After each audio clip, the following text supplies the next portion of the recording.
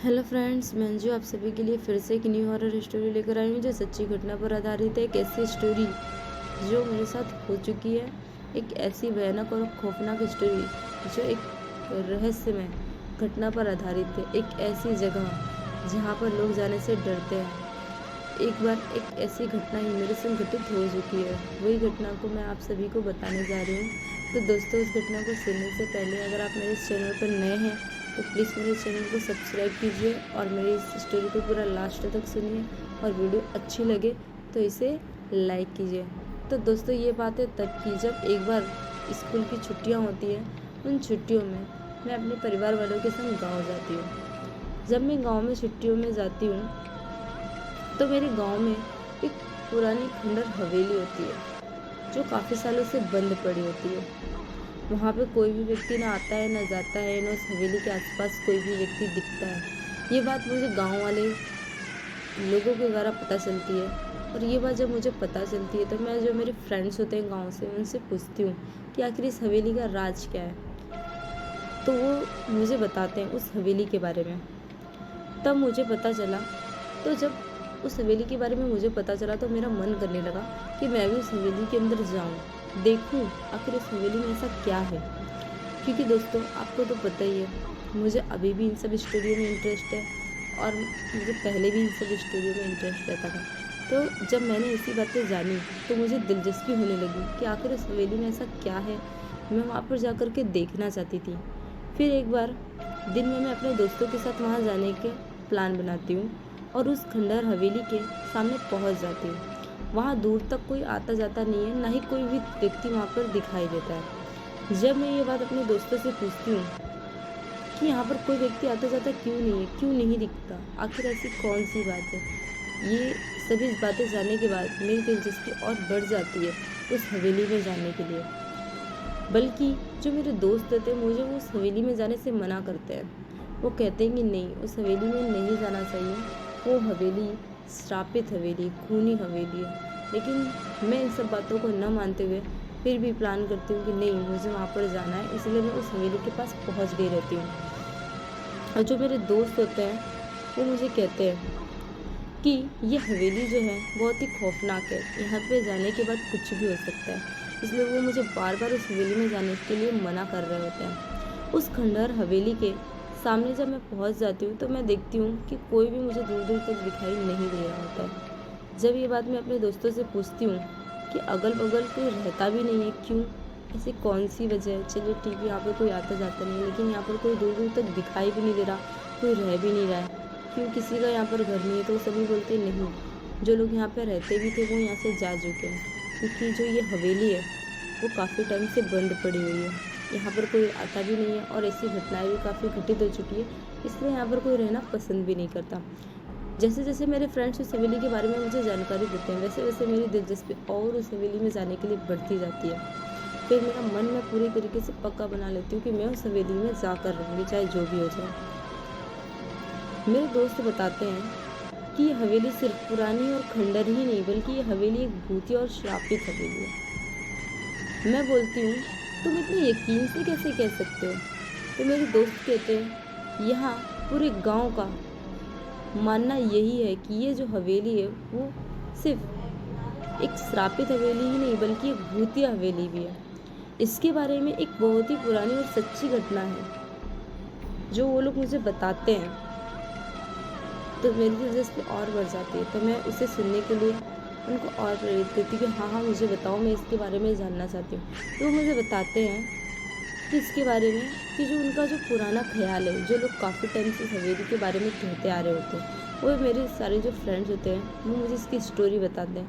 वो कहते हैं कि आज से करीब 65 साल पहले इस हवेली के मालिक बहुत बड़े जिम्मेदार हुआ करते थे। उनकी एक पत्नी थी जो बहुत ही सुंदर थी, उनका नाम सुलेखा था।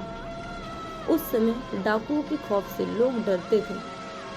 डाकुओं की टुकड़ी जिस गांव में घुसती थी उस गांव को पूरा तरीके से कंगाल और बर्बाद कर देती थी। एक बार डाकुओं के सरदार को जमींदार के धन और संपत्ति पर नजर पड़ी, जिसके बाद उसने जमींदार की हवेली पर डकैती की। इस पर सभी डाकुओं ने हाँ कर दिया। फिर एक दिन वो भी गया जो जमींदार ने कभी सोचा भी नहीं था। ऐसा क्या हुआ उस जमींदार के संग? तो दोस्तों, मेरे इस वीडियो को लास्ट तक सुने। फिर आगे वो लोग बताते हैं कि डाकुओं ने एक दिन जमींदार की हवेली पर रात में डकैती मार कर दी। जमींदार ने भी अपनी सुरक्षा के लिए पहले से ही कुछ सिपाही और नौकर रखे हुए थे, जो डाकुओं की हवेली पर आने पर उनसे लड़ पड़े। क्योंकि जमींदार के सिपाही और नौकर बहुत ही कम और साधारण हथियार के साथ रहते थे, वहीं डाकुओं की संख्या बहुत ज़्यादा थी और अच्छे हथियार भी थे, जिसकी वजह से जमींदार के सिपाही और नौकरों को कुछ देर के बाद मरना पड़ा। जो कि डाकुओं के पास काफ़ी ज़्यादा हथियार होते दोस्तों, तो इसके कारण से जितने भी हथियार थे उनके पास, उनके द्वारा से उन्होंने सारे जो दरबारी थे उनको मार दिया। फिर वो बताते हैं कि जो जमींदार होता है उसका एक नौकर होता है, वो एक नौकर जो होता है वो बच जाता है और बाकी जितने भी नौकर और सिपाही होते हैं वो सारे मर जाते हैं। ये सब जमींदार देखने के बाद सोचता है कि आखिर ऐसा क्या करे वो जिससे अपने परिवार को बचा सके। तभी वो दरवाज़ा तोड़कर अंदर की ओर भागने की कोशिश करता है, दूसरे दरवाजे की ओर। तभी वो देखता है कि डाकुओं की जो संख्या होती है वो बहुत ज़्यादा होती है और उनके पास काफ़ी ज़्यादा हथियार भी होते हैं, जिसकी वजह से जमींदार के सिपाही मर चुके होते हैं। ये सब जमींदार देखने के बाद, इससे पहले कि डाकू हवेली का दरवाज़ा तोड़कर अंदर घुस जाए, उसे अपनी पत्नी को खजाने में छुपा दिया। फिर उसने उस खजाने को एक हवेली में ही किसी खुफिया जगह पर छुपा दिया, जो अपनी पत्नी को एक कमरे के अंदर, एक और खुफिया कमरे के अंदर छुपा दिया था और वो कमरा बाहर से उसने बंद कर दिया था। इसके बाद कुछ ही देर में डाकू हवेली का दरवाज़ा तोड़कर अंदर की ओर घुस गए, जिसके कारण जमींदार को डाकुओं के हाथों से मरना पड़ा। उस जमींदार ने मरते मरते अपने खजाने का पता उन डाकुओं को नहीं बताया। डाकुओं ने खजानों के बारे में बहुत पूछा, वो उस खजाने को ढूंढ भी नहीं पाए और उन्हें वो खजाना मिला भी नहीं। फिर डाकू वहाँ से वो हवेली छोड़ करके चले जाते हैं और जो कीमती सामान होता है उस हवेली का, उसे वो ले जाते हैं। आखिर उस जमींदार की पत्नी का क्या हुआ, इसे जानने के लिए मेरी स्टोरी को पूरा आगे तक सुने। फिर वो जो जमींदार होता है, उसकी जो पत्नी होती है वो एक कमरे में बंद होती है। ये बात किसी को भी नहीं पता होती है, ये बात सिर्फ उस जमींदार को पता होती है। लेकिन वो जमींदार अब मर चुका होता है। उसकी पत्नी बहुत कोशिश करती, बहुत चिल्लाती है और काफ़ी आवाज़ लगाती है, लेकिन कमरे के दरवाजे को तोड़ने की वजह से उस दरवाजे पर किसी का ध्यान नहीं जाता है और ना ही कोई उस तरफ देखता है। और जो उनकी पत्नी होती है, भूख और प्यास के कारण तड़प तड़प कर वहीं मर जाती है। उसके मरने के बाद उसकी जो लाश होती है उसमें से बदबू आती है, जो हवेली में पूरी तरीके से फैल जाती है, हर कमरे में फैल जाती है। तो जो वहाँ के लोग होते हैं वो वहाँ पर किसी तरीके से हवेली में घुसते हैं, जो वहाँ के दरवाजे होते हैं उसको तोड़कर उस हवेली में घुसते हैं और उस लाश को जब देखते हैं तो बहुत ही ज़्यादा डर जाते हैं। वो देखते हैं कि जो उसकी लाश होती है वो काफ़ी सड़ चुकी होती है और बदबू मार रही होती है। तभी सब लोग वहाँ से उसकी लाश को निकाल करके उसका अंतिम संस्कार कर देते हैं। ऐसा कहा जाता है कि आज भी वो अपने पति का इंतज़ार उस कमरे में कर रही है। उसका पति कभी तो आएगा और उसे उस कमरे से आज़ाद कराया जाएगा। और आज भी उसे उस हवेली की कुछ बेटियों का, उसको बिना इजाज़त के अंदर आने वालों को वो सज़ा देती है। जो कि जो डाकू थे वो ज़बरदस्ती उस हवेली में आ चुके थे, उन्होंने उनके ज़मींदार के सारे सिपाही को मार दिया था।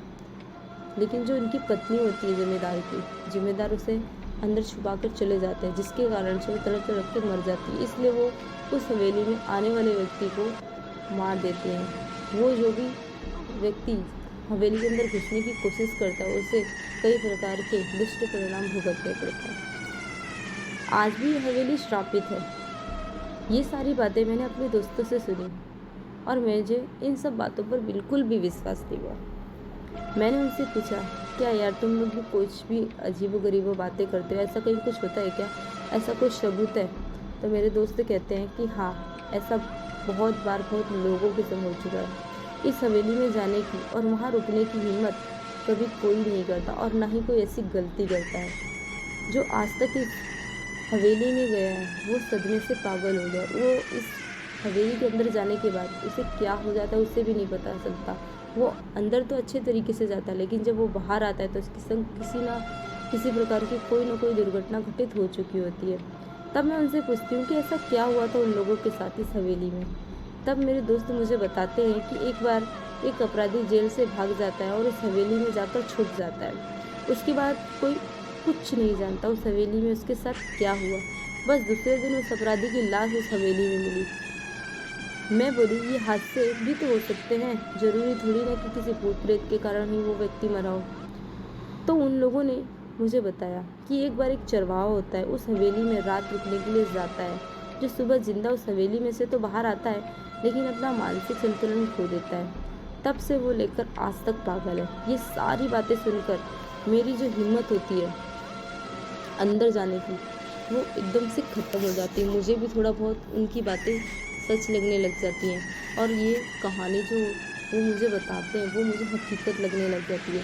तो दोस्तों, ये कहानी सुन कर के मैं उस हवेली के अंदर का जो जाने का प्लान होता है वो मैं टाल देती हूँ और सीधे वहाँ से वापस अपने घर को आ जाती हूँ। तो दोस्तों, ये एक सच्ची घटना पर आधारित स्टोरी है। ये मेरे गांव की स्टोरी है। वहाँ पर एक हवेली है, वो श्रापित ही नहीं बल्कि एक भूतिया हवेली है। तो दोस्तों, ये मेरी जो स्टोरी है आपको कैसी लगी? अगर अच्छी लगी हो तो प्लीज़ इसे लाइक कीजिए और मेरे चैनल को सब्सक्राइब कीजिए, ताकि आपको आगे ऐसी कुछ नई नई स्टोरियाँ जो रियल हो आपको सुनने के लिए मिल सके।